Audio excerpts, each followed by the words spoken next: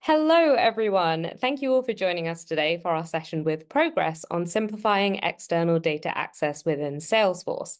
Today, we'll be focusing on a crucial topic for any organization that relies on Salesforce: how to simplify external data access without compromising security or data integrity. We know that integrating external data into Salesforce is essential for powering business processes, but often it can be a little bit tricky without the right tools. So hopefully by the end of this session, you'll have some actionable tips and strategies to streamline your data access and integration processes.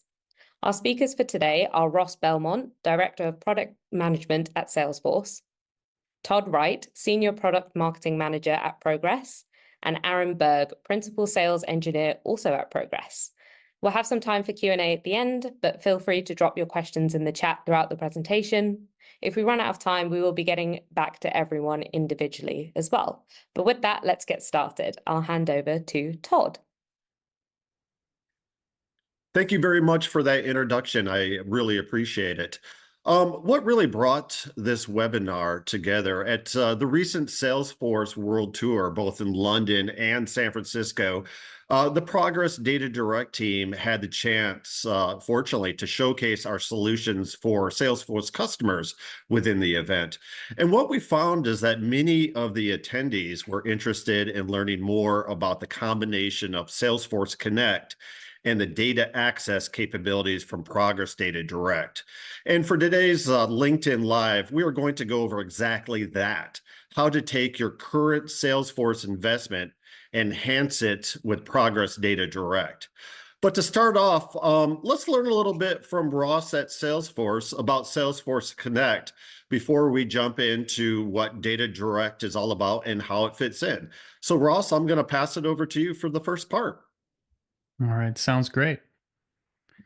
Okay, wonderful. So I'll dive into the problem space that caused us to bring Salesforce Connect to market, maybe some 10 years ago now. As you probably know, if you've deployed CRM, it's great. That's all the data that's in there that's about your customers already and how they became customers and what their service issues are and what they've bought and all those types of things are in CRM, and that's lovely, but it tends not to constitute a complete picture of the customer, right? And there are many reasons why you'd want that to automate other customer-centric workflows in and around Salesforce, to present a united front to put your best foot forward when you're engaging with your customers, right? So we see this problem frequently where there's data in CRM, but there's also important data elsewhere. And ETL and traditional data syncing techniques are pretty painful comparatively when it comes to that being a solution to getting the data into the org, right? So that is what prompted us to create and launch what we call Salesforce Connect, which, as you see here, is a data integration approach that does not copy or sync your data and has point and click setup so that you can treat that outside data as if it were effectively a custom object in Salesforce without the burden of actually having to copy it and store it within the four walls of Salesforce. So this is pretty popular for that reason, right? So in addition to the storage cost savings, there's also important security benefits. Your security teams tend to prefer data not sort of exiting, and being transmitted and copied and persisted somewhere that they're not aware of, the trust component of where that might be. So you just avoid all those hassles with Salesforce Connect. Now let's take a look at what that means and how that works, right? If you're not familiar with Salesforce Connect, I mentioned a second ago that it's almost like having a custom object for this outside data. We call it an external object, conceptually extremely similar, with the key difference that it's got pointers to reference the data in the relevant external system, be it, in this example, orders in SAP, invoices in Amazon, benefits HR data in Workday, any kind of data that might be sitting around in Snowflake. These are all valid use cases that we see, that you can imagine how this information is useful when it comes to to servicing your customers in one or more ways across channels. It's not uncommon for folks in Service Cloud, for example, to need to know very deep details about order status. That's just one very obvious use case. If this, in case this is all new to you, how many times have you had to contact some company that you bought something, you're not sure the status of your order and shipment, etc., right? Since that's not tends to be something that's naturally in CRM, it's critical that this information comes from somewhere. So to get into it in a little bit more detail, right? When this data is surfaced as an external object, we query it in real time when the user in question arrives at the screen in Salesforce that needs this data. Right. So we're not syncing it ahead of time. We're not copying it, any of that type of thing. It's loaded in the moment. Only that data that's needed for that particular UI or code element or flow to run. Right. So this gives you the picture a little bit more of how it works, because what we're doing is we're borrowing and reading in these tiny bits of data very often as your users navigate through Salesforce or use Salesforce Mobile or run flows or even Apex or reports and things like that.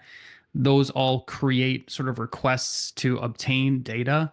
And when that data happens to be outside, that's where Salesforce Connect comes in, wakes up, reaches out to go ahead and grab that data and feed it back into the framework that shows data throughout the rest of Salesforce and treats it like any other object, including full action capability. And this slide touches on the same concepts.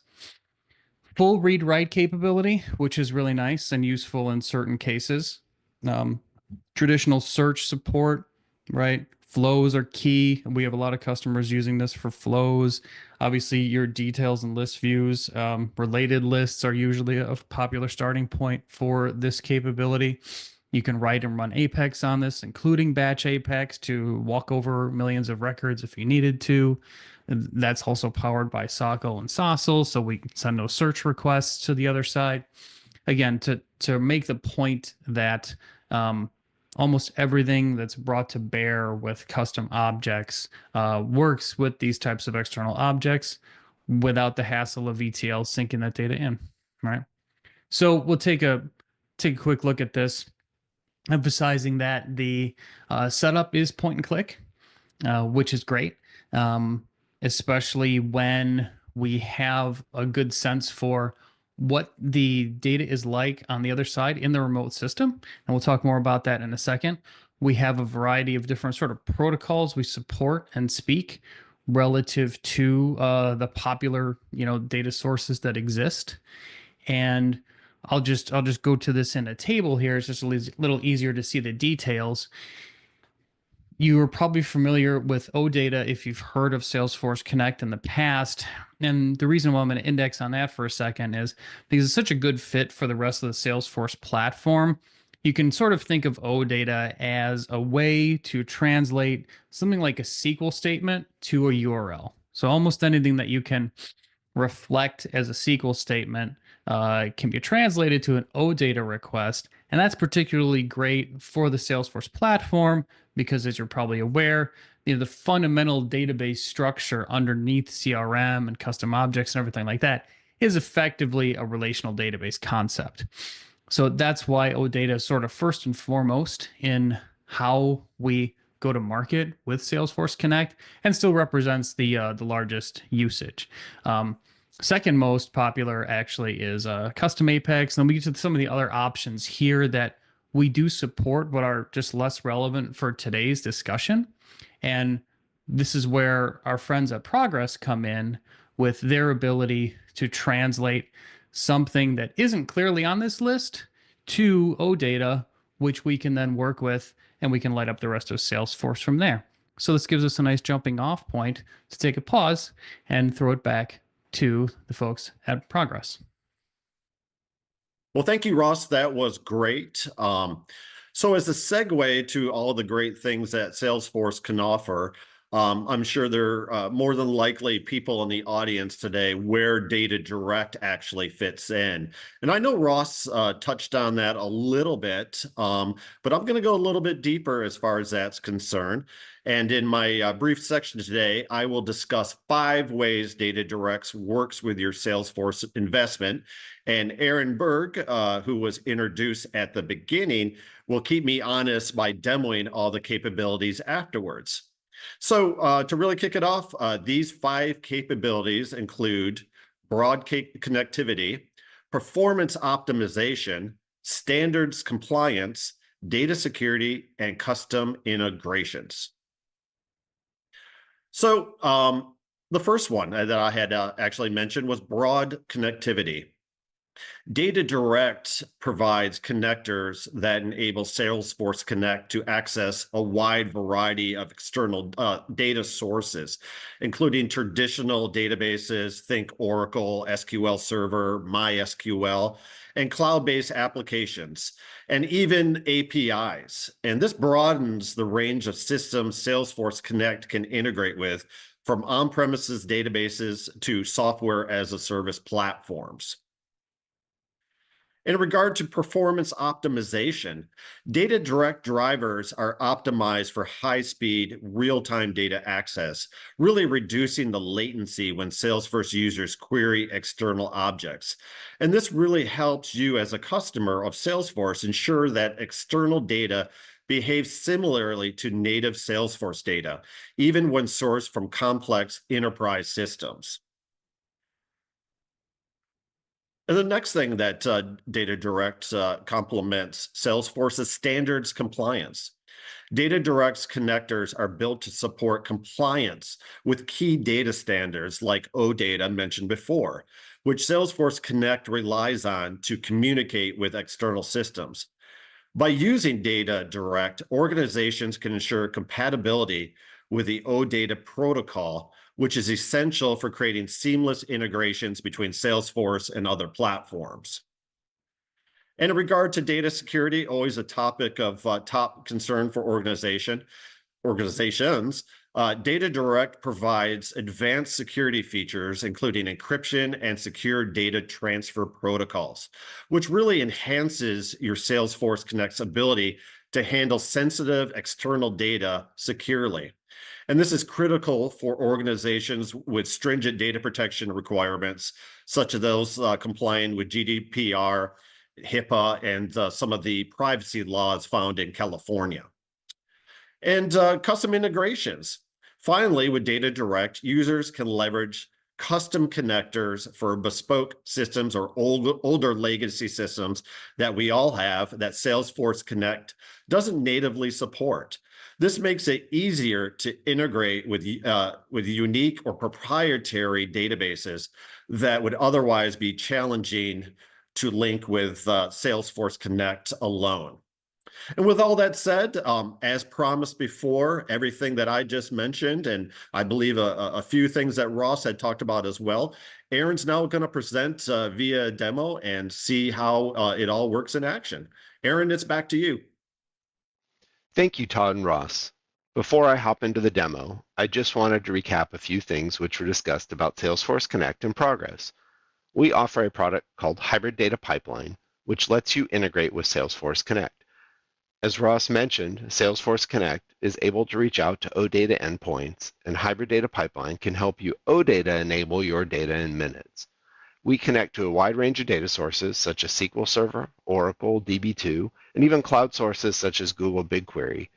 In addition, we connect to REST endpoints and convert them to OData. We also have an ability to connect to multiple data sources to help save some money using our data source grouping feature. And this lets you reduce the number of endpoints that you need to subscribe to inside of Salesforce. All of this lets you create reports, dashboards, and even integrate the data directly onto, say, customer records inside of Salesforce as if the data lived there. So it makes it easy to have a single place, a single pane of glass to find all the information that you're looking for. As Ross mentioned earlier, these external objects are very similar to custom objects inside of Salesforce, except when they're called, they actually make a HTTPS call to the hybrid data pipeline in this case, which would then be making a SQL call to the database or a REST call to the appropriate REST endpoint. So other than that, they really are going to look like any other object inside of Salesforce. I'll quickly do an architecture overview of what the demo environment looks like. We'll connect to a SQL server, OData enable it, connect Salesforce to that endpoint, and we'll take a look at what that data can do for us inside of Salesforce. So here from an architecture point of view, we have a 2-node hybrid data pipeline cluster I have running in AWS, set up in a highly available configuration behind an application load balancer. And it's going to connect out to a SQL server. We also are exposing that out via OData for Salesforce using a SSL certificate over a secure HTTPS endpoint. So the SQL Server has some legacy billing data on it that we want to make available to sales account records inside of Salesforce. In this case, I've actually created a view. Hybrid Data Pipeline can connect directly to standard tables, or we can connect to views. So in this case, we're going to use a view. So I have that shown here just with some different invoice information that we think might be useful inside of the current Salesforce environment. All right, so let's go ahead and log into our hybrid data pipeline. Once we're logged in, you'll see we support a multi-tenant environment. Every user has their own data sources. When we go to data sources, you'll see we have a pretty wide range of sources that we connect to, the relational sources, cloud sources like Google BigQuery, Snowflake.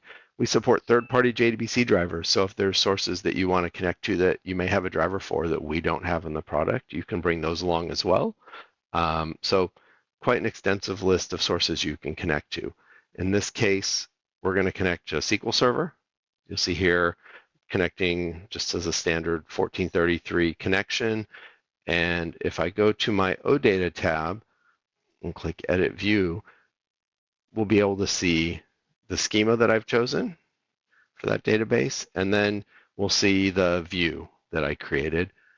We pick up the primary key automatically. We also are seeing all of the columns that are available. If you want to change the names on any of those columns, you can do that as well over here by setting up the alias for any of those columns.